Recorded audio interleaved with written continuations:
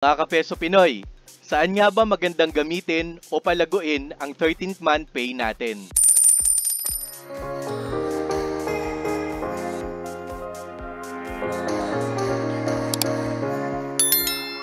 Ang pinakaunang maganda nating paglaanan ng 13th month pay natin ay bayaran muna natin ang ating mga utang. Minsan hindi talaga natin kayang bayaran lahat ng utang natin, pero pwede natin siyang bayaran kung ano yung pinakamalaki ang interest, yun muna yung mga una nating bayaran. And then, yung less interest, pwedeng hindi muna natin siya bayaran o isang pantabin muna natin siya.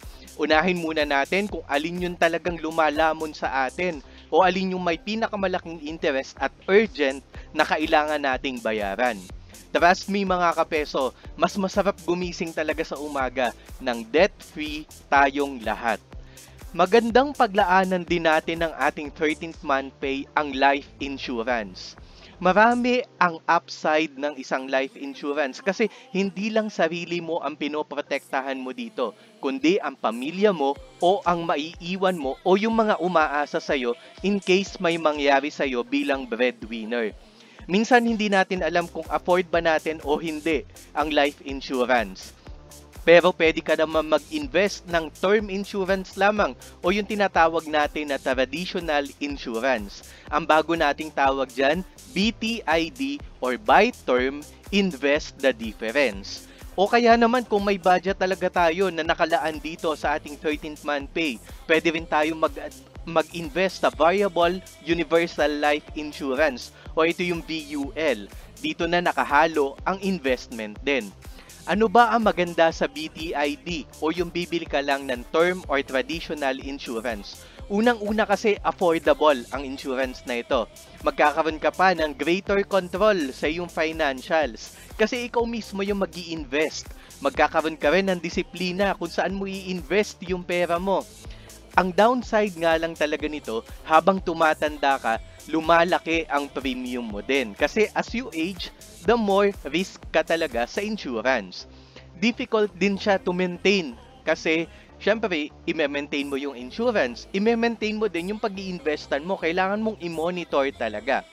Ang maganda naman sa variable unit-linked insurance, makakapag-withdraw ka dito ng cash kasi nga may kasama siyang investment. May kasama din to na insurance coverage para sa mga health issues, disabilities, and accidents. Pero ngayon, ang mga term insurance may kasama na rin na ganyan na medyo mas mataas lang talaga ang babayaran mo sa kanila. And kung mas maganda talaga ang management ng investment side nito, mas malaki din ang kikitain ng insurance mo. At syempre, forced savings ito kasi kalimitan naka-auto-debit to sa credit card natin or sa savings natin. Minsan naman pwede ding over-the-counter. Pero kasi sobrang hassle kasi monthly kailangan mo talaga tong bayaran. Ang downside naman nito, since may nakalink nga na investment dito, subject ka din sa investment risk. Kung bagsak ang market na pinag-iinvestan nung investment side na kinuha natin, syempre babagsak din yung pera nito. At isa pa, mas mahal din kasi talaga ang VUL kasi nga ang dami niyang kino-cover para kasi nagiging all-in-one ang VUL para sa atin. At syempre kung may pera pa talaga, ito ang isa dapat nating i-focus. Build up your emergency fund kasi hindi mo talaga alam kung anong mangyayari in the future. Pwede ka mawalan ng trabaho o pwede kang magkasakit. At syempre, hindi ka makakapagtrabaho at yung mga umaasa sa'yo, ang hirap i-cope up. Sabi nila, ang pinaka maganda raw, at least 3 months ng salary mo, nakatago talaga.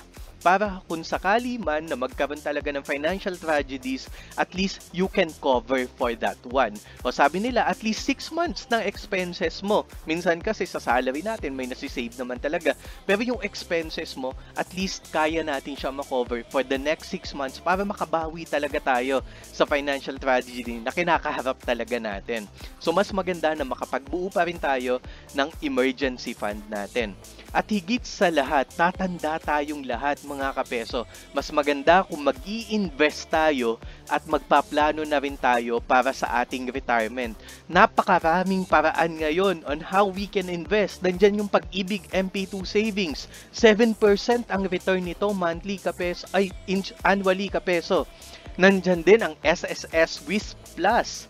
May mga mutual funds na din na abot kamay na natin online na pwede natin tayo mag-invest. Nandiyan na rin ang stock market, ang pera or ang personal equity retirement account which is tax-free kapeso ang pag-i-invest dito.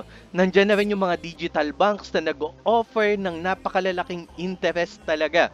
Or kung may pera talaga, real estate. Sabi nila, wala ka talagang lugi dito sa pag-invest sa real estate. Or minsan, hindi pa talaga natin kaya. May lower version yan, kapeso. Alam nyo yung REIT? Yung mag-i-invest ka through stocks. And then, yung may kahati ka ngayon, dun sa kikitain na renta nung REIT company na yon. Napakarami ng REIT na lista dito sa Pilipinas at minamanage yan ng malalaking developer dito sa Pilipinas. Baka gusto mo na rin mag-invest sa REIT kapeso. At syempre, ang pinaka-deserve nating lahat, spend, pamper yourself. Pinaghirapan natin yung 13th month pay na yan.